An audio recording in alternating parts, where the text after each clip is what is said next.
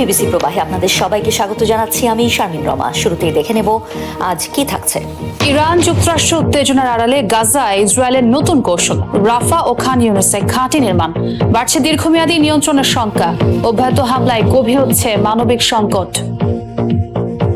কয়েকদিনের মধ্যেই ইরানের ইউরেনিয়াম জব্দে আশাবাদী ট্রাম্প, নেতানিয়াহুকে গালিগালাজের গুঞ্জনকে সত্য বলে স্বীকার, দেখা করতে চান ইরানের সর্বোচ্চ নেতার সাথে। রাজনৈতিকভাবে নিঃসঙ্গ হয়ে পড়ছেন তৃণমূল নেত্রী মমতা ব্যানার্জি। বহিষ্কৃত ঋতব্রত ব্যানার্জিকে বিরোধী দলীয় নেতা হিসেবে বেছে নিলেন টিএমসির ৫৮ বিধায়ক।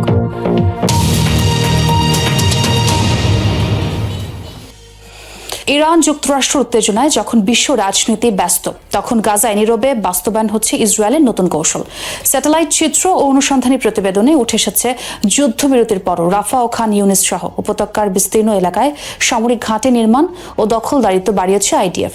গণমাধ্যমের বিশ্লেষণে বলা হচ্ছে অস্থায়ী অভিযান নয়, বরং গাজার বড় অংশে দীর্ঘমেয়াদী নিয়ন্ত্রণ প্রতিষ্ঠার দিকেই এগোচ্ছে তেল আবিব। আর এরই মধ্যে অব্যাহত হামলায় প্রতিদিনই প্রাণ হারাচ্ছেন নিরীহ ফিলিস্তিনিরা, আরও গভীর হচ্ছে মানবিক সংকট। গেল কয়েক বছর ধরে ইসরায়েলি আগ্রাসনে এখন ধ্বংসস্তূপ সাগরপাড়ের শহর রাফা। আইডিএফ এর তাণ্ডব কতটা ভয়াবহ সে দৃশ্য জানান দিচ্ছে স্যাটেলাইটের এই ছবি। একই চিত্র খান ইউনিসেও। এক সময় গাজার জনবহুল এই এলাকায় ছিল শত শত মানুষের বসবাস, ছিল কবরস্থানও। গেল ৩ বছর ধরে চলা আগ্রাসনে ধ্বংস করা হয়েছে খান ইউনিসের বিস্তীর্ণ এলাকা, বাদ যায়নি সমাধিক্ষেত্রটিও। সেখানে গড়ে তোলা হয়েছে ইসরায়েলি বাহিনীর সামরিক ঘাঁটি। ইরান যুক্তরাষ্ট্র যুদ্ধকে কেন্দ্র করে তোলপাড় চলছে বিশ্ব রাজনীতিতে। সেই উত্তেজনার আড়ালে যেন চাপা পড়ে গেছে গাজায় চলা ইসরায়েলি বর্বরতা আর দখলদারিত্বের ঘটনা। আন্তর্জাতিক বিভিন্ন গণমাধ্যম বলছে বৈশ্বিক এই সংকটের সুযোগ নিয়ে গাজার বিভিন্ন এলাকা বেদখল করতে শুরু করেছে ইসরায়েল। আল জাজিরার অনুসন্ধানে সামনে এসেছে অবরুদ্ধ উপত্যকায় চিহ্নিত হওয়া আইডিএফ এর অন্তত ৪০টি সামরিক ঘাঁটির খবর, যার মাঝে চুক্তির পরই সম্পূর্ণ নতুনভাবে নির্মাণ করা হয়েছে ৮টি। বিশ্লেষণে উঠে এসেছে অস্থায়ী নয়, বরং টেকসই ও দীর্ঘমেয়াদী সামরিক অবকাঠামো গড়ে তোলার পরিকল্পনার দিকেই এগিয়ে যাচ্ছে তেল আবিব। ভোররাতে বোমার বিকট শব্দে ঘুম থেকে উঠি, দেখি চারদিকে ছড়িয়ে ছিটিয়ে আছে রাতে শান্তিতে ঘুমাতে যাওয়া মানুষগুলোর হাড় মাংসের টুকরো। যাদের উপর হামলা হয়েছে তাদের সাথে হামাসের কোনো সম্পর্ক নেই, সবাই নিরপরাধ বেসামরিক, কিন্তু তাও প্রতিদিন ওরা আমাদের লক্ষ্য করে গুলি ছুটছে, মিসাইল মারছে। গাজার কোথাও কোনো নিরাপত্তা নেই। আল জাজিরা জানিয়েছে যুদ্ধবিরতি কার্যকরের পর থেকে ৩,০০০-এরও বেশি সময় তা লঙ্ঘন করেছে আইডিএফ এর প্রত্যহ হামলায় এখনো বিপর্যস্ত গাজাবাসীর জনজীবন। বৃহস্পতিবার কোন রকম আগাম সতর্কতা ছাড়াই উপত্যকার আবাসিক এলাকা জুড়ে রাতভর হামলা চালায় নেতানিয়াহু বাহিনী, যাতে প্রাণ যায় ৪ শিশুসহ অন্তত ৯ ফিলিস্তিনির। গেল অক্টোবরে দুপক্ষের মাঝে যুদ্ধবিরতি কার্যকরের পর থেকে ইসরায়েলের অভিযানে নিহত হয়েছে অন্তত ৯০০ ফিলিস্তিনি, গুরুতর আহত হয়েছে কমপক্ষে ২,০০০-এরও বেশি মানুষ। সম্প্রতি এক বিবৃতিতে গাজা উপত্যকার একটি বিশাল অংশ স্থায়ীভাবে দখলের নির্দেশ দিয়েছেন ইসরায়েলের প্রধানমন্ত্রী বেনিয়ামিন নেতানিয়াহু। ইরানের সাথে শান্তি আলোচনা নিয়ে অগ্রগতির ইঙ্গিত দিলেন মার্কিন প্রেসিডেন্ট ডোনাল্ড ট্রাম্প। হোয়াইট হাউসের সাংবাদিকদের সাথে প্রশ্নোত্তর পর্ব চলাকালে সম্ভাব্য চুক্তির আওতায় আগামী কয়েকদিনের মাঝে তেহরানের সমৃদ্ধ মজুদ বাজেয়াপ্ত করার আশা ব্যক্ত করেছেন প্রেসিডেন্ট ট্রাম্প। আমি শুনেছি আলোচনা খুব ভালোভাবে এগিয়ে যাচ্ছে। যদি তা সফল হয় তাহলে হয়তো এই সপ্তাহের শেষ নাগাদই কোনো সিদ্ধান্তে আসতে পারবো। আমাদের স্পেস ফোর্সের মাধ্যমে ৩ দিক থেকেই সার্বক্ষণিক নজরদারি চালানো হচ্ছে। তাদের সমৃদ্ধ ইউরেনিয়াম পাওয়া খুব কঠিন, তবে অসম্ভব নয়। আমরা সেগুলো সংগ্রহ করব এবং ধ্বংস করব। বন্ধু নেতানিয়াহুকে গালিগালাজের কথা স্বীকার করলেন মার্কিন প্রেসিডেন্ট ডোনাল্ড ট্রাম্প। সার্বিক পরিস্থিতিতে কিছুটা চিন্তিত আর উদ্বিগ্ন হয়ে প্রিয় মিত্রকে গালাগাল করে বসেছিলেন বলে জানিয়েছেন তিনি। নিউ ইয়র্ক পোস্টকে দেওয়া সাক্ষাৎকারে ইরানের সর্বোচ্চ ধর্মীয় নেতা আয়াতুল্লাহ মুজতবা খামেনির সঙ্গেও দেখা করার ইচ্ছে প্রকাশ করেন মার্কিন প্রেসিডেন্ট। বুধবার মার্কিন প্রেসিডেন্ট ডোনাল্ড ট্রাম্পের একটি পডকাস্ট প্রচার করে সংবাদ মাধ্যম নিউ ইয়র্ক পোস্ট। এতে উপস্থাপিকার ভূমিকায় ছিলেন আলোচিত সাংবাদিক ও লেখক মিরান্ডা ডিভাইন। সাক্ষাৎকারে মধ্যপ্রাচ্য সহ বেশ কয়েকটি ইস্যুতে কথা বলেন ডোনাল্ড ট্রাম্প। সম্প্রতি ইসরায়েলের প্রধান প্রধানমন্ত্রী বেনিয়ামিন নেতানিয়াহুকে ফোনালাপে ডোনাল্ড ট্রাম্পের গালিগালাজের খবর উঠে আসে বহু গণমাধ্যমে। পডকাস্টে সে বিষয়ে মার্কিন প্রেসিডেন্টের কাছে জানতে চান উপস্থাপক। সে প্রশ্নের খোলামেলা উত্তরই দেন Donald Trump. You had a phone call with Bibi Netanyahu, the Prime Minister of Israel, in which you were angry with him. I did. I wouldn't say angry. আমি এমনটা করেছি, তবে রাগ হয়ে নয়। লেবাননে তার লড়াইয়ে কিছুটা বিচলিত হয়ে পড়েছিলাম। এক পর্যায়ে আমি বললাম, বিবি, আমাদের এটা থামাতে হবে, এটা বন্ধ করতেই হবে। কিন্তু আমার সম্পর্কটা খুব ভালো, আমরা একসাথে ভালো কাজ করেছি, সব সময় করেছি। আমি বিবিকে খুব পছন্দ করি। Well done. মার্কিন প্রেসিডেন্ট জানান, ইরানের সাথে চলমান আলোচনায় সক্রিয়ভাবে জড়িত সর্বোচ্চ ধর্মীয় নেতা আয়াতুল্লাহ মোস্তাফা খামেনি। কথার এক পর্যায়ে তার সঙ্গে ভবিষ্যতে কোনো এক সময় সাক্ষাৎ করার ইচ্ছাও প্রকাশ করেন Donald Trump. But yeah, I'd like to meet him. I'd like to meet everybody. আমি কখনো এমনটা চিন্তা করিনি, এখন থেকে এই বিষয়ে চিন্তা করব। আমি তার সাথে দেখা করতে চাই, মুজতাবার প্রশাসনের সবার সাথে দেখা করতে চাই। সম্ভবত কোনো এক সময় দেখা হবে। দেখা যাক সবকিছু কিভাবে এগোয়। meet everybody. পডকাস্টে মার্কিন প্রেসিডেন্ট ডোনাল্ড ট্রাম্প দাবি করেন, হামলায় বেঁচে গেলেও খুব একটা ভালো অবস্থায় নেই ইরানের সর্বোচ্চ ধর্মীয় নেতা মোস্তাফা খামেনি। তার অঙ্গহানি হয়েছে বলেও দাবি ট্রাম্পের। কুয়েত আন্তর্জাতিক বিমানবন্দরে ড্রোন হামলার মুহূর্তের ফুটেজ প্রকাশ করেছে দেশটির কর্তৃপক্ষ। বুধবার এয়ারপোর্টটি টার্মিনাল 1-এ লাগানো কয়েকটি সিসিটিভি ক্যামেরার দৃশ্য প্রচার করে কুয়েতের রাষ্ট্রীয় বার্তা সংস্থা। এতে ইরানের তৈরি একটি শাহেদ ড্রোনকে বাধা ছাড়াই সরাসরি আঘাত হানতে দেখা যায় প্যাসেঞ্জার টার্মিনালটিতে। এ সময় কোনো ধরনের আকাশ প্রতিরক্ষা ব্যবস্থা কার্যকর ছিল না বিমানবন্দরটিতে। বুধবারের এই হামলায় অন্তত একজন প্রাণ হারান, আহত হন বেশ কয়েকজন যাত্রী। উল্লেখযোগ্য ক্ষয়ক্ষতি হয় কুয়েত আন্তর্জাতিক বিমানবন্দরে। মার্কিন ফাইটার জেট F-15 ধ্বংসে চীনের মিসাইল ব্যবহার করেছিল ইরান, এমন দাবি করেছে আন্তর্জাতিক গণমাধ্যম NBC। গত এপ্রিল মাসে ইরানের আকাশে ধ্বংস হয় যুক্তরাষ্ট্রের একটি F-15 স্ট্রাইক ইগল জেট। NBCর অনুসন্ধানী প্রতিবেদনে বলা হয়, কাঁধ থেকে নিক্ষেপযোগ্য মিসাইল ছোড়া হয় যুদ্ধ বিমানটি লক্ষ্য করে, যেটি চীন থেকে সরবরাহ করা হয়েছে। প্রতিবেদনে চীনের কাছ থেকে ইরানে তৃতীয় পক্ষের মাধ্যমে আরও উন্নত আকাশ প্রতিরক্ষা ব্যবস্থা সরবরাহের কথাও জানানো হয়। তবে প্রতিবেদনের এসব তথ্য অস্বীকার করেছে চীন। আবারও যুদ্ধবিরতিতে সম্মত লেবানন, ইসরায়েল। ওয়াশিংটনে দুপক্ষের আলোচনার পর এক যৌথ বিবৃতিতে বিষয়টি জানিয়েছে মার্কিন স্টেট ডিপার্টমেন্ট। এতে যুদ্ধবিরতি কার্যকরে বৈরুত ও তেল আবিবের ঐকমত্য নিশ্চিত করা হয়েছে। উল্লেখ করা হয়, সম্পূর্ণরূপে হামলা বন্ধ করে দক্ষিণ লিতানি নদী থেকে সকল সদস্যদের সরিয়ে নেবে হিজবুল্লাহ। সীমান্তবর্তী অঞ্চলগুলো সুরক্ষিত করার লক্ষ্যে হিজবুল্লাহর মতো সশস্ত্র গোষ্ঠীকে সরিয়ে নিয়ন্ত্রণ নেবে লেবাননের সশস্ত্র বাহিনী। এদিকে যুদ্ধবিরতিতে সম্মত হওয়ার আগ মুহূর্ত পর্যন্ত পাল্টাপাল্টি ব্যাপক হামলা চালিয়েছে হিজবুল্লাহ IDF। দক্ষিণ লেবাননের একাধিক স্থানে চলে ইসরায়েলি বোমাবর্ষণ। জবাবে উত্তর ইসরায়েল লক্ষ্য করে অর্ধশত রকেট ছুড়ে হিজবুল্লাহ। সাম্প্রতিক ইরান যুদ্ধ শুরুর পর লেবাননে ইসরায়েলের হামলায় প্রাণ হারিয়েছে 3,500-এর বেশি বাসিন্দা। ইরান যুদ্ধ থামাতে প্রস্তাব পাশ হয়েছে মার্কিন প্রতিনিধি পরিষদে। এতে কংগ্রেসের অনুমোদন ছাড়া প্রেসিডেন্ট ডোনাল্ড ট্রাম্পের ইরানে হামলা চালানোর ক্ষমতা সীমিত রাখা হয়েছে। বুধবার হাউস অব রিপ্রেজেন্টেটিভসে ডেমোক্রেটদের আনা ওয়ার পাওয়ার্স প্রস্তাবটি 215-208 ভোটে পাশ হয়। 4 জন রিপাবলিকান সদস্য প্রস্তাবটির পক্ষে ভোট দেন। তবে প্রস্তাবটি আইনে পরিণত হওয়ার সম্ভাবনা কম, কেননা এটি কার্যকর হতে হলে সিনেটেও পাশ হতে হবে। সেখানেও রিপাবলিকানদের সংখ্যাগরিষ্ঠতা রয়েছে। এরপর প্রেসিডেন্ট ডোনাল্ড ট্রাম্পের স্বাক্ষর পেতে হবে বিলটিকে। অবশ্য ট্রাম্প ভেটো দিলে পার্লামেন্টের 2 কক্ষে তখন 2/3 সমর্থনের প্রয়োজন হবে। এর আগেও একাধিকবার প্রতিনিধি পরিষদে তোলা হয়েছিল ওয়ার পাওয়ার্স প্রস্তাবটি। Without objection, the motion to reconsider is laid on the table. সর্বকালের সব রেকর্ড ভেঙেছে ইসরায়েলের অস্ত্র রফতানি। গাজা, লেবানন ও ইরানে চালানো তাণ্ডবের জেরে বিশ্বজুড়ে ব্যাপক চাহিদা বেড়েছে ইসরায়েলি সমরাস্ত্রের। তেল আবিবের প্রতিরক্ষা মন্ত্রণালয়ের বার্ষিক প্রতিবেদন বলছে, 2025 সালে তাদের রফতানি পৌঁছেছে $19.2 বিলিয়ন, যা অস্ত্র রফতানিতে তাদের ইতিহাসে সর্বোচ্চ আয়। গত বছর সবচেয়ে বেশি ইসরায়েলি অস্ত্র কিনেছে ইউরোপ। আগের বছরের চেয়ে 2025 সালে প্রায় দ্বিগুণ অস্ত্র আমদানি করেছে এশিয়া প্যাসিফিক অঞ্চলের দেশগুলো। 2023 সালে 7 অক্টোবর থেকে টানা 2 বছর গাজায় নির্বিচার আগ্রাসন চালিয়ে 70,000-এর বেশি ফিলিস্তিনিকে হত্যা করেছে ইসরায়েল। লেবাননেও চলছে তাদের তাণ্ডব। এই সময়ে ইসরায়েলি হামলার শিকার হয়েছে সিরিয়া, ইরানও। এসব দেশকে রীতিমতো অস্ত্র সক্ষমতা প্রদর্শনের মঞ্চ বানিয়ে ফেলেছে ইসরায়েল। ব্যাপক ধ্বংসযজ্ঞ চালাতে সক্ষম তাদের সমরাস্ত্রের চাহিদা দিন দিন বেড়েই চলেছে। ইসরায়েলি প্রতিরক্ষা মন্ত্রণালয়ের বার্ষিক প্রতিবেদন বলছে, গত বছর তাদের অস্ত্র বিক্রি ছাড়িয়ে গেছে অতীতের সব রেকর্ড। 2025 সালে তেল আবিব রপ্তানি করেছে $19.2 বিলিয়ন সামরিক সরঞ্জাম, যা 2024 সালে ছিল $14.8 বিলিয়ন। পরিসংখ্যান বলছে, গত 10 বছরে 4 গুণ বেড়েছে তাদের অস্ত্র বিক্রি। গাজায় হাজার হাজার নিরীহ বেসামরিককে হত্যার জেরে ইউরোপের অনেক দেশই ইসরায়েলের বিরুদ্ধে প্রকাশ্যে অস্ত্র নিষেধাজ্ঞা সহ নানা পদক্ষেপ নিয়েছে। তবে বার্ষিক প্রতিবেদনের তথ্য বলছে গোপনে ঠিকই বাণিজ্য চালিয়ে যাচ্ছে তারা। ইউরোপই ইসরায়েলি অস্ত্রের সবচেয়ে বড় ক্রেতা। গত বছর অঞ্চলটি $6.9 বিলিয়ন সমরাস্ত্র কিনেছে, যা মোট রফতানির 36%। আগের বছরের তুলনায় গত বছর এশিয়া প্যাসিফিক অঞ্চলের দেশগুলো ইসরায়েল থেকে প্রায় দ্বিগুণ অস্ত্র আমদানি করেছে। তেল আবিবের মোট রফতানির 32% গিয়েছে এই অঞ্চলে। এছাড়া বাহরাইন, সংযুক্ত আরব আমিরাত, মরক্কো সহ মধ্যপ্রাচ্য ও উত্তর আফ্রিকার দেশগুলো বাড়িয়েছে ইসরায়েলি অস্ত্রের মজুত। ইসরায়েলি প্রতিরক্ষা মন্ত্রণালয়ের তথ্য মতে গত বছর সবচেয়ে বেশি চাহিদা ছিল আকাশ প্রতিরক্ষা ব্যবস্থা, ক্ষেপণাস্ত্র ও রকেটের। মোট রফতানির 29% হয়েছে এসব সরঞ্জাম ও সমরাস্ত্রের। এরপরই রয়েছে নজরদারি ব্যবস্থা ও অপটো ইলেকট্রনিক্স ডিভাইস। এছাড়াও গত বছর বিমান, রাডার, কমান্ড সিস্টেম সহ বিভিন্ন সমরাস্ত্র বিক্রি করেছে তেল আবিব। তিলে তিলে গড়ে তোলা নিজের প্রতিষ্ঠিত রাজনৈতিক দল তৃণমূল কংগ্রেসের কর্তৃত্ব হারানোর দ্বারপ্রান্তে মমতা ব্যানার্জি। মাত্র 2 মাসের ব্যবধানে নাটকীয় পতনের মুখে পশ্চিমবঙ্গের সাবেক মুখ্যমন্ত্রী।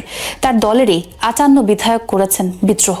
মমতার পরিবর্তে বিরোধী দলীয় নেতা হিসেবে বেছে নিয়েছেন দল থেকে বহিষ্কৃত ঋতব্রত ব্যানার্জিকে। এমনকি দীর্ঘদিনের বিশ্বস্ত সঙ্গী ফিরহাদ হাকিমও কলকাতার মেয়রের পদ ছাড়ার ঘোষণা দিয়েছেন।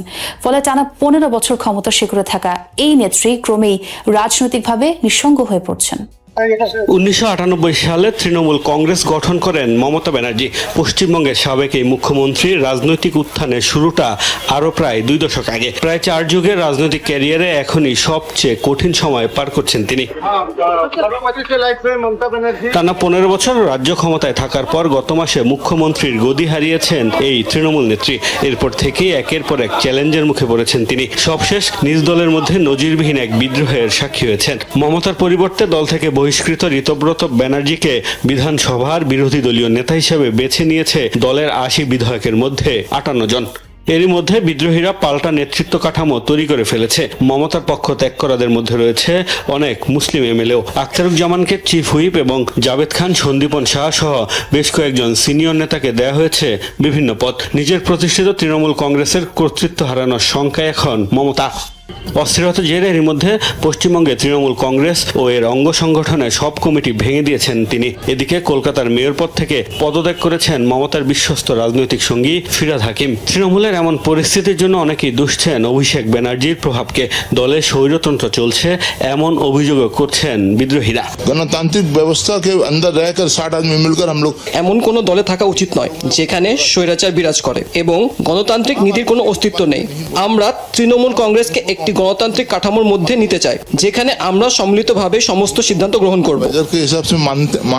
अभिषेक बनर्जी का कोई भूमिका ही नहीं रहेगी, उनका साथ আমাদের বিধায়ক দল ও দলীয় সংগঠনের সঙ্গে অভিষেক ব্যানার্জির বিন্দুমাত্র সম্পর্ক থাকবে না। বাংলার জনগণেরও তার সঙ্গে কোনো সম্পর্ক নেই। চোরদের যেভাবে পেটানো হয় তাকেও ঠিক সেভাবেই পেটানো হয়েছিল। इस दिन छुपे नहीं रहते थे।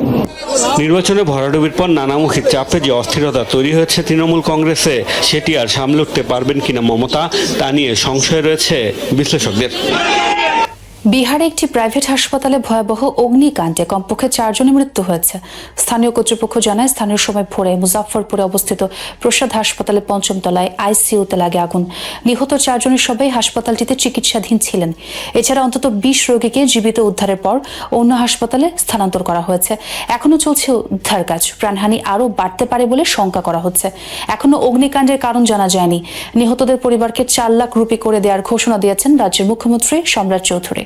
সিনেমা হলের পর্দায় দেখা ট্রান্সফর্মার এখন বাস্তব চীনের বিজ্ঞানীদের কল্যাণে। সম্প্রতি চীনা রোবটিক্স প্রতিষ্ঠান ইউনিট 3 উন্মোচন করেছে GD01 নামের একটি রোবটিক স্যুট, যা নিজেকে রূপান্তরে সক্ষম। মূলত মানুষ পরিবহনের জন্যই তৈরি করা হয়েছে বিশেষ এই প্রযুক্তি, যা রূপান্তরিত হতে পারে 2 পা থেকে 4 পা বিশিষ্ট কাঠামোতে। অত্যাধুনিক যন্ত্রটির রয়েছে 500 কেজি পর্যন্ত ওজন বহনের সক্ষমতা। সায়েন্স ফিকশনের ট্রান্সফরমার কিংবা জাপানিজ অ্যানিমের মেকা, দর্শকের আগ্রহের কেন্দ্রে থাকা এসব কল্পচরিত্র এবার বাস্তবে রূপ দিল চীনা রোবোটিক্স প্রতিষ্ঠান ইউনিট 3। সম্প্রতি তারা উন্মোচন করেছে নতুন রোবোটিক স্যুট GD01, যা মূলত মানুষ পরিবহনের জন্য তৈরি করা হয়েছে। একটি ডেমো ভিডিওতে দেখা যায় এই মেকা স্যুটে উঠে সেটি নিয়ন্ত্রণ করছেন ইউনিট 3 প্রতিষ্ঠাতা ওয়াং শিংশিং। দাঁড়িয়ে থাকা অবস্থায় বিশাল এই রোবটিক কাঠামোটি একজন মানুষের উচ্চতার প্রায় দ্বিগুণ। তবে সবচেয়ে চমকপ্রদ ব্যাপার হলো মুহূর্তের মধ্যে রূপ বদলাতে পারে এটি। 2 পা বিশিষ্ট মানব সদৃশ মোড থেকে রূপান্তরিত হতে পারে 4 পা বিশিষ্ট স্টিল বিস্টে। ইউনিট্রি জানিয়েছে, রোবোটিক স্যুটটিতে এমন শক্তিশালী ব্যালেন্স সিস্টেম ব্যবহার করা হয়েছে যা 500 কেজি পর্যন্ত ভর সামলাতে সক্ষম। শহরের রাস্তা, সিঁড়ি বা ঢালু পথ সবখানেই কাজ করতে পারে কার্যকরভাবে। সাম্প্রতিক বছরগুলোতে রোবোটিক্স খাতে দ্রুত গতিতে এগিয়ে যাচ্ছে চীন। বিশেষজ্ঞদের মতে ভবিষ্যতে ব্যক্তিগত ও শিল্পক্ষেত্রে রোবোটিক যানবাহনের ধারণাকে আরও এক ধাপ এগিয়ে নিতে পারে GD01 এর মতো প্রযুক্তি। 2 বছরের জন্য জাতিসংঘের নিরাপত্তা পরিষদের অস্থায়ী সদস্য নির্বাচিত হয়েছে 5 দেশে। Austria, Kyrgyzstan, Portugal, Trinidad and Tobago ও জিম্বাবুয়ের কার্যকাল শুরু হবে 2027 সালের প্রথম দিন থেকে। বুধবার সংস্থাটি সাধারণ পরিষদের অধিবেশনে গোপন ভোটাভুটিতে তাদের বেছে নেয় সদস্য দেশগুলো। ইউরোপ থেকে জার্মানিকে হারিয়ে সদস্য নির্বাচিত হয়েছে অস্ট্রিয়া ও পর্তুগাল। এদিকে ফিলিপাইনকে হারিয়ে এশিয়া প্যাসিফিক অঞ্চল থেকে সদস্যপদ পেয়েছে কিরগিজস্তান। বাকিরা নির্বাচিত হয়েছে বিনা প্রতিদ্বন্দ্বিতায়। পাকিস্তান, সোমালিয়া, পানামা, গ্রিস ও ডেনমার্কের স্থলাভিষিক্ত হবে দেশগুলো। ভোটাভুটির মাধ্যমে প্রতি বছর 5টি করে দেশ 2 বছরের জন্য অস্থায়ী সদস্য নির্বাচিত হয়। 10 অস্থায়ী সহ মোট সদস্য সংখ্যা 15। পূর্ব প্রশান্ত মহাসাগরে আবারও হামলা চালিয়েছে যুক্তরাষ্ট্র। প্রতিবার হামলার ভিডিও প্রকাশ করেছে দেশটির সামরিক বাহিনী। সামাজিক মাধ্যম এক্সে দেয়া পোস্টে মার্কিন সাউদার্ন কমান্ড জানায়, এই হামলায় কমপক্ষে 2 জন নিহত হয়েছে। তাদের দাবি, গোয়েন্দা তথ্যের ভিত্তিতে মাদক পাচারের সাথে সংশ্লিষ্ট নৌযানে চালানো হয়েছে এই অভিযান। ডোনাল্ড ট্রাম্প মার্কিন প্রেসিডেন্টের দায়িত্ব নেওয়ার পর থেকেই প্রশান্ত মহাসাগরের মাদক পাচারের অভিযোগ তুলে একের পর এক নৌযানে হামলা চালিয়ে আসছে মার্কিন বাহিনী। যদিও এসব অভিযোগের পক্ষে সুনির্দিষ্ট কোনো প্রমাণ দেয়নি দেশটি। 5 দিনের সফরে ভারতে এসে পৌঁছেছেন ভেনেজুয়েলার ভারপ্রাপ্ত প্রেসিডেন্ট দেলসি রদ্রিগেজ। ধারণা করা হচ্ছে চলতি সফরে জ্বালানি সহ নানা ইস্যুতে চুক্তি এবং সমঝোতা হতে পারে কারাকাস এবং দিল্লির মধ্যে। ইরান যুক্তরাষ্ট্র সংঘাতের কারণে অস্থির বিশ্ব তেলের বাজার। হরমুজ প্রণালীতে কড়াকড়ির কারণে সংকট দেখা দিয়েছে জ্বালানি তেল সরবরাহে, যার অন্যতম ভুক্তভোগী ভারতও। ফলে ভেনেজুয়েলার প্রেসিডেন্টের চলমান সফরে জ্বালানি ইস্যুটি সবচেয়ে বেশি গুরুত্ব পাবে, এমনটি বলছে বিভিন্ন গণমাধ্যম। বিশ্বের 3য় বৃহত্তম তেল আমদানিকারক দেশ ভারত। সংকট নিরসনে বেশ কয়েক মাস ধরেই বিকল্প পথ খুঁজছে দেশটি। 2019 সালের মার্কিন নিষেধাজ্ঞার আগে ভেনেজুয়েলা ছিল ভারতের অন্যতম শীর্ষ তেল সরবরাহকারী দেশ। একটি প্রশ্ন যা বহু বছর ধরে প্রকাশ্যে এড়িয়ে চলেছে যুক্তরাষ্ট্রের নীতি নির্ধারণী মহল। এবার কংগ্রেসের শুনানিতে সরাসরি উঠে এলো সেই বিতর্কিত ইস্যু, ইসরায়েলের পারমাণবিক অস্ত্র আছে কিনা। এই প্রশ্নেই উত্তপ্ত যুক্তরাষ্ট্রের রাজনৈতিক অঙ্গন। আর জবাব দিতে গিয়ে কূটনৈতিক সতর্কতার আশ্রয় নেন শীর্ষ মার্কিন পররাষ্ট্রমন্ত্রী মার্কো রুবিও। যুক্তরাষ্ট্রের একজন ডেমোক্রেটিক আইন প্রণেতা ইসরায়েলের পারমাণবিক সক্ষমতা নিয়ে রুবিওকে সরাসরি প্রশ্ন করেন। তবে পররাষ্ট্রমন্ত্রী কোনো স্পষ্ট উত্তর দেননি। 2 জুনের কংগ্রেসম্যান জোয়াকিন কাস্ত্রোর প্রশ্নের জবাবে রুবিও বলেন, বিশ্বের বেশিরভাগ দেশই মনে করে তাদের পারমাণবিক অস্ত্র আছে। তবে তিনি ইসরায়েলের পারমাণবিক অস্ত্র বিষয়ে ওয়াশিংটনের আনুষ্ঠানিক অবস্থান প্রকাশ করতে অস্বীকার করেন। এর পরিবর্তে তিনি ইঙ্গিত দেন, এই ধরনের সংবেদনশীল বিষয় প্রকাশ্যে নয়, বরং ব্যক্তিগত বা গোপনে আলোচনা করা উচিত। এই বিতর্ক আবারও সামনে এনেছে যুক্তরাষ্ট্রের রাজনীতিতে দীর্ঘদিন ধরে চলে আসা এক নীরব নীতিকে। এই নীতি মেনে আজ পর্যন্ত ইসরায়েলের পারমাণবিক কর্মসূচি নিয়ে প্রকাশ্যে আলোচনা করেনি যুক্তরাষ্ট্র। বিষয়টি স্বীকার করে পররাষ্ট্রমন্ত্রী মার্কো রুবিও বলেন, ইসরায়েলের পারমাণবিক অস্ত্র নিয়ে প্রকাশ্যে কথা না বলে যুক্তরাষ্ট্রের পররাষ্ট্র নীতির একটি বৈশিষ্ট্য হিসেবে বিবেচিত হয়ে আসছে। তবে এই অবস্থানের বিরোধিতা করেছেন ডেমোক্র্যাট কংগ্রেসম্যান জোয়াকিন কাস্ত্রো। তিনি বলেন, যুক্তরাষ্ট্র যখন ইরানের বিরুদ্ধে ইসরায়েলের সঙ্গে যৌথভাবে একটি যুদ্ধে জড়িত, তখন এই প্রশ্নের স্পষ্ট উত্তর জানা অত্যন্ত গুরুত্বপূর্ণ। কাস্ত্রো আরও বলেন, তাদের সত্যি পারমাণবিক অস্ত্র থাকলে সেই অস্ত্র ব্যবহারের ক্ষেত্রে তাদের সীমারেখা কি তা আমরা জানি না। কাস্ত্রোর এই যুক্তি অবশ্য মেনে নিয়েছেন মার্কো রুবিও। তিনি বলেন, প্রশ্নটি যৌক্তিক, আপনি চাইলে এর উত্তর গোপন পরিসরে দিতে প্রস্তুত। তিনি আরো বলেন, এই ধরনের বিষয়গুলোতে বিভিন্ন স্বার্থের মধ্যে সূক্ষ্ম ভারসাম্য বজায় রাখতে হয়। তবে আমি মনে করি এটি ভিন্ন কোনো প্রেক্ষাপটে আলোচনা হলে আপনি সম্ভবত আরো বিস্তারিত ও পূর্ণাঙ্গ উত্তর পাবেন। পারমাণবিক অস্ত্র বিস্তার রোধ চুক্তি এনপিটির সদস্য নয় ইসরায়েল, যদিও আন্তর্জাতিক মহলে ব্যাপকভাবে ধারণা করা হয় ইসরায়েলের কাছে রয়েছে পারমাণবিক অস্ত্র ভান্ডার। পারমাণবিক অস্ত্র থাকার কথা আনুষ্ঠানিকভাবে কখনোই স্বীকার বা অস্বীকার করেনি ইসরায়েল। তবে অতীতে এই ধরনের অস্ত্র ব্যবহারের ইঙ্গিত দিতে দেখা গেছে বেশ কয়েকজন ইসরায়েলি কর্মকর্তাকে। 2023 সালের নভেম্বরে ইসরায়েলের হেরিটেজ মন্ত্রী আমিচাই এলিয়াহু বলেছিলেন গাজায় পারমাণবিক বোমা ফেলা হতে পারে একটি বিকল্প। একই সময়ে যুক্তরাষ্ট্রের কিছু ইসরায়েলপন্থী রাজনীতিবিদও ফিলিস্তিনিদের বিরুদ্ধে ইসরায়েলকে পারমাণবিক অস্ত্র ব্যবহারের আহ্বান জানান। গত বছর মার্কিন কংগ্রেসম্যান এবং ট্রাম্পের ঘনিষ্ঠ মিত্র র্যান্ডি ফাইন বলেন, জাপানে 2 বার পারমাণবিক হামলা চালিয়ে আমরা নিঃশর্ত আত্মসমর্পণ করেছিলাম। ফিলিস্তিনেও একই ঘটনা হওয়া উচিত। যুক্তরাষ্ট্রের ভারপ্রাপ্ত অ্যাটর্নি জেনারেল টড ব্লাঞ্চকে স্থায়ীভাবে অ্যাটর্নি জেনারেল পদে মনোনয়নের ঘোষণা দিয়েছেন মার্কিন প্রেসিডেন্ট ডোনাল্ড ট্রাম্প। সংশ্লিষ্ট ইস্যুতে সামাজিক যোগাযোগ মাধ্যম এক্সে একটি ভিডিও প্রকাশ করেন ট্রাম্পের উপদেষ্টা ড্যান স্ক্যাভিনো, যেখানে দেখা যায় 3 জুন রোজ গার্ডেনে আয়োজিত নৈশভোজে উপস্থিত অতিথিদের সামনে এই ঘোষণা দেন ট্রাম্প। তিনি বলেন, আমি আগামীকাল ড্যান এবং এই প্রক্রিয়ার সঙ্গে সংশ্লিষ্ট সবাইকে জানাবো যে আমরা তাকে স্থায়ী অ্যাটর্নি জেনারেল হিসেবে নিয়োগ দেওয়ার সিদ্ধান্ত নিয়েছি। আমার বিশ্বাস প্রয়োজনীয় আনুষ্ঠানিক প্রক্রিয়াগুলো খুব দ্রুত সম্পন্ন হবে। মনোনয়ন চূড়ান্ত হলে ব্লাঞ্চের ভারপ্রাপ্ত অ্যাটর্নি জেনারেল হিসেবে প্রায় 2 মাসের দায়িত্ব শেষ হবে। সাবেক অ্যাটর্নি জেনারেল পাম বন্ডিকে অপসারণের পর থেকে তিনি অস্থায়ীভাবে এই পদে দায়িত্ব পালন করছেন। এই সময় ট্রাম্পের ঘনিষ্ঠ সহযোগী ও সাবেক ব্যক্তিগত আইনজীবী হিসেবে তিনি স্থায়ীভাবে পদটি পাওয়ার জন্য নিজের যোগ্যতা তুলে ধরার চেষ্টা করেছেন। তবে শুরু থেকেই ব্লাঞ্চের স্থায়ী নিয়োগকে অনেকেই প্রায় নিশ্চিত বলে মনে করছিলেন। একাধিকবার তাকে বিশ্বস্ত মিত্র ও দক্ষ আইনজীবী হিসেবে প্রশংসা করেছেন ট্রাম্প। সাম্প্রতিক সপ্তাহগুলোতে হোয়াইট হাউসে তার প্রভাব ও গ্রহণযোগ্যতাও বেড়েছে। বিষয়টি সম্পর্কে অবগত একটি সূত্রের বরাত দিয়ে সিএনএন জানিয়েছে, ট্রাম্প শীঘ্রই ব্লাঞ্চের মনোনয়ন আনুষ্ঠানিকভাবে ঘোষণা করবেন বলে আশা করা হচ্ছে। হোয়াইট হাউসের মুখপাত্র এভিগেল জ্যাকসন এক বিবৃতিতে বলেন, ট্রাম্প ব্লাঞ্চের কাজ নিয়ে অত্যন্ত সন্তুষ্ট এবং তাদের মধ্যে চমৎকার সম্পর্ক রয়েছে। তিনি আরো বলেন, ব্লাঞ্চ একজন দেশপ্রেমিক। তিনি ট্রাম্পের বিরুদ্ধে চলা আইনি লড়াইয়ে দৃঢ়ভাবে তার পাশে দাঁড়িয়েছেন। বিচার বিভাগে ট্রাম্প প্রশাসনের আইনজীবী দল আইন শৃঙ্খলা বজায় রাখা এবং জননিরাপত্তা জোরদারে গুরুত্বপূর্ণ ভূমিকা রাখছে। অন্যদিকে ব্লাঞ্চ নিজেও অ্যাটর্নি জেনারেল পদে আগ্রহ প্রকাশ করেছেন। ভারপ্রাপ্ত দায়িত্ব নেওয়ার পর এক সংবাদ সম্মেলনে তিনি বলেন, প্রেসিডেন্ট ট্রাম্পের সঙ্গে কাজ করা আমার জীবনের সবচেয়ে বড় সম্মান। তিনি যদি অন্য কাউকে মনোনয়ন দেন এবং আমাকে অন্য কোনো দায়িত্ব দেন, তবু আমি কৃতজ্ঞতার সঙ্গে তা গ্রহণ করব। তার সম্ভাব্য মনোনয়ন এমন এক সময়ে সামনে এসেছে যখন বিচার বিভাগ প্রস্তাবিত $1.77 বিলিয়ন অস্ত্রায়ন বিরোধী তহবিল নিয়ে সমালোচনার মুখে রয়েছে।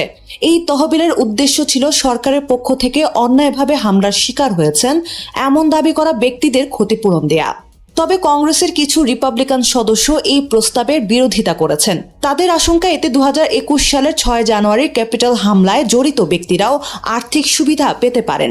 পরবর্তীতে নিজ দলের তীব্র আপত্তির মুখে পড়ে 2 জুন এই তহবিল থেকে সরে আসার ঘোষণা দেন ব্লাঞ্চ। ওমান উপসাগরে যুক্তরাষ্ট্রের একটি ডেস্ট্রয়ার যুদ্ধ জাহাজকে লক্ষ্য করে হামলা চালিয়েছে ইরানের নৌবাহিনী। বার্তা সংস্থা আনাদোলোর এক প্রতিবেদনে এই খবর জানানো হয়েছে। তেহরানের দাবি, মার্কিন যুদ্ধ জাহাজটি ইরানি বাণিজ্যিক জাহাজের উপর হামলার মূল কেন্দ্রবিন্দু বা কমান্ড ও কন্ট্রোল সেন্টার হিসেবে কাজ করছিল। তবে এই দাবি পুরোপুরি অস্বীকার করেছে ওয়াশিংটন। তাদের অভিযোগ, ইরান মিথ্যা তথ্য ছড়াচ্ছে। 3 জুন এক বিবৃতিতে এই হামলার দাবি করে ইরানের নৌবাহিনীর জনসংযোগ বিভাগ। তেহরানের অভিযোগ, হরমুজ প্রণালীতে যুক্তরাষ্ট্রের আগ্রাসী কর্মকাণ্ড, নিয়ম লঙ্ঘন এবং ওমান উপসাগরে ইরানি বাণিজ্যিক জাহাজে মার্কিন অভিযানের জবাব দিতেই এই পদক্ষেপ নেওয়া হয়েছে। ইরানের নৌবাহিনী জানিয়েছে, ইরানের আঞ্চলিক সমুদ্র সীমার দিকে অগ্রসর হওয়ার চেষ্টা করায় ওমান উপসাগরে একটি মার্কিন ডেস্ট্রয়ারকে শনাক্ত করা হয়েছে। এরপরেই সেটি লক্ষ্য করে হামলা চালানো হয়। একই সঙ্গে এই অঞ্চলে মার্কিন জায়ানিস্ট তৎপরতার উপর কড়া নজরদারি অব্যাহত রয়েছে ইরানের নৌবাহিনীর। শত্রুতামূলক কর্মকাণ্ড অব্যাহত থাকলে ভবিষ্যতে আরও বড় পরিসরে পদক্ষেপের জন্য প্রস্তুত ইরানের নৌবাহিনী। ডেস্ট্রয়ারে ইরানের হামলার এই দাবিকে নাকচ করে দিয়েছে যুক্তরাষ্ট্রের সামরিক বাহিনীর সেন্ট্রাল কমান্ড সেন্টকম। মার্কিন সামরিক প্রশাসনের পক্ষ থেকে আশ্বস্ত করে বলা হয়েছে, সমুদ্র সীমায় থাকা যুক্তরাষ্ট্রের সমস্ত সামরিক সম্পদ ও যুদ্ধ জাহাজ সম্পূর্ণ নিরাপদ ও অক্ষত রয়েছে। কোনো ধরনের বাধা ছাড়াই স্বাভাবিকভাবে নিয়মিত কার্যক্রম পরিচালিত হচ্ছে। মধ্যপ্রাচ্য কি সত্যি নতুন কোনো যুদ্ধবিরতির পথে হাঁটছে, নাকি এটি কেবল সাময়িক বিরতি? তারপর আরো ভয়াবহ সংঘাত। একদিকে ইসরায়েল ও লেবাননের মধ্যে যুদ্ধবিরতির ঘোষণা, অন্যদিকে ইরানকে ঘিরে উপসাগরীয় অঞ্চলে হামলা, পাল্টা হামলা। সব মিলিয়ে পরিস্থিতি ফের এগোচ্ছে অনিশ্চয়তার দিকে। কূটনৈতিক আলোচনা, সামরিক অভিযান আর পাল্টাপাল্টি অভিযোগের এই জটিল সমীকরণে এখন পুরো অঞ্চলই দাঁড়িয়ে আছে এক উত্তপ্ত অস্থিরতার মুখে। মধ্যপ্রাচ্যের চলমান উত্তেজনার মধ্যে নতুন করে একটি যুদ্ধবিরতি বাস্তবায়নে রাজি হয়েছে ইসরায়েল ও লেবানন। 2 জুন ট্রাম্প প্রশাসন এ তথ্য জানিয়ে বলেছে, এই পদক্ষেপ যুক্তরাষ্ট্র, ইসরায়েল ও ইরানকে ঘিরে চলমান সংঘাত অবসানে কূটনৈতিক প্রচেষ্টাকে এগিয়ে নিতে পারে। যুক্তরাষ্ট্রের পররাষ্ট্র দপ্তরের এক যৌথ বিবৃতিতে বলা হয়, যুদ্ধবিরতি কার্যকর হওয়ার শর্ত হিসেবে ইরান সমর্থিত হিজবুল্লাহকে দক্ষিণ লিতানি অঞ্চল থেকে তাদের সব সদস্য সরিয়ে নিতে হবে, পাশাপাশি পুরোপুরি বন্ধ করতে হবে হামলা। এর আগে গত মাসেও যুদ্ধবিরতিতে রাজি হয়েছিল দুই পক্ষ, তবে তা সত্ত্বেও অব্যাহত ছিল সংঘর্ষ। মার্চে হিজবুল্লাহর বিরুদ্ধে অভিযান চালাতে লেবানন ভূখণ্ডে ঢুকে পড়ে ইসরায়েলি বাহিনী। গোষ্ঠীটি ইরানের সমর্থনে সীমান্ত জুড়ে হামলা চালিয়ে আসছিল। এদিকে যুদ্ধবিরতির ঘোষণার আগে ইরান কুয়েতে হামলা চালিয়েছে বলে অভিযোগ উঠেছে। কুয়েত কর্তৃপক্ষ জানিয়েছে, ড্রোন ও ক্ষেপণাস্ত্র হামলায় দেশটির বিমানবন্দরের বিভিন্ন স্থাপনা ও কূটনৈতিক মিশন ক্ষতিগ্রস্ত হয়েছে। এতে একজন নিহত হন এবং 60 জনের বেশি মানুষ আহত হয়েছেন। ঘটনার পর সাময়িকভাবে কুয়েত আন্তর্জাতিক বিমানবন্দরের ফ্লাইট চলাচল বন্ধ রাখা হয়, তবে নিরাপত্তা ব্যবস্থা জোরদার করে পুনরায় চালু করা হয় ফ্লাইট। তবে আইআরজিসি এ অভিযোগ উড়িয়ে দিয়েছে। তাদের দাবি, লক্ষ্যভ্রষ্ট মার্কিন প্রতিরক্ষা ক্ষেপণাস্ত্রের কারণেই ওই ক্ষয়ক্ষতি হয়েছে। যুক্তরাষ্ট্র এ দাবি প্রত্যাখ্যান করে বলেছে, ইরানি ড্রোনগুলোই টার্গেট করেছিল বিমানবন্দরকে। যুদ্ধবিরতি কার্যকর থাকলেও সাম্প্রতিক সপ্তাহগুলোতে দফায় দফায় উত্তেজনা দেখা গেছে। 28 ফেব্রুয়ারি যুক্তরাষ্ট্র ও ইসরায়েলের হামলার পর থেকে উপসাগরীয় অঞ্চলে একাধিক লক্ষ্যবস্তুতে আঘাত হেনেছে ইরান। গত সপ্তাহে যুক্তরাষ্ট্র ও ইরান যুদ্ধ বন্ধ ও হরমুজ প্রণালী খুলে দেওয়ার বিষয়ে প্রাথমিক অগ্রগতির ইঙ্গিত দিলেও এখনো হয়নি কোনো চূড়ান্ত চুক্তি। ইরানের পররাষ্ট্রমন্ত্রী আব্বাস আরাঘচি বলেছেন, আলোচনা বন্ধ হয়নি, তবে উল্লেখযোগ্য অগ্রগতিও হয়নি। অন্যদিকে মার্কিন প্রেসিডেন্ট ডোনাল্ড ট্রাম্প দাবি করেছেন, ইরান পারমাণবিক অস্ত্র না রাখার বিষয়ে সম্মত হয়েছে। শান্তি আলোচনায় যুক্ত আছেন দেশটির সর্বোচ্চ নেতা মোস্তফা খামেনিও। তিনি আরও ইঙ্গিত দিয়েছেন, আলোচনায় গুরুত্বপূর্ণ অগ্রগতি হতে পারে চলতি সপ্তাহান্তেই। এই যুদ্ধ ইতোমধ্যে ইরান ও লেবাননে হাজারো মানুষের প্রাণ কেড়ে নিয়েছে। পাশাপাশি জ্বালানি সরবরাহ ও আন্তর্জাতিক নৌ পরিবহন ব্যাহত হওয়ায় এর প্রভাব পড়েছে বৈশ্বিক অর্থনীতিতেও। 3 মে দক্ষিণ লেবাননে ইসরায়েলি ড্রোন হামলায় অন্তত 6 জন নিহত হয়েছেন বলে জানিয়েছে দেশটির নিরাপত্তা সূত্র। এছাড়া বৈরুতের দক্ষিণে একটি গাড়িকেও লক্ষ্য করে চালানো হয় হামলা। অন্যদিকে ইসরায়েল দাবি করেছে, হিজবুল্লাহর ছোড়া একটি ড্রোন ভূপাতিত করেছে তারা। ইরানের পররাষ্ট্রমন্ত্রী আব্বাস আরাঘচি সতর্ক করে বলেছেন, ইসরায়েল যদি বৈরুতে নতুন করে হামলা চালায় তাহলে কঠোর জবাব দেবে তেহরান। অন্যদিকে সংঘাতের মধ্যেই মার্কিন প্রেসিডেন্ট ডোনাল্ড ট্রাম্প জানিয়েছেন, লেবাননে যুদ্ধ থামানোর জন্য তিনি ইসরায়েলের প্রধানমন্ত্রী বেনিয়ামিন নেতানিয়াহুর ওপর চাপ প্রয়োগ করেছিলেন। এক সাক্ষাৎকারে ট্রাম্প বলেন, আমি নেতানিয়াহুকে বলেছিলাম আমাদের এটা থামাতে হবে। তবে সিএনবিসিকে দেওয়া সাক্ষাৎকারে নেতানিয়াহু বলেন, আমার ও ট্রাম্পের মধ্যে কখনো কখনো কৌশলগত মতপার্থক্য থাকলেও ইরান ইস্যুতে একমত দুজনেই। সবাইকে শুভকামনা জানিয়ে আমি শারমিন রমাজ এখানে বিদায় নিচ্ছি। ভালো থাকবেন।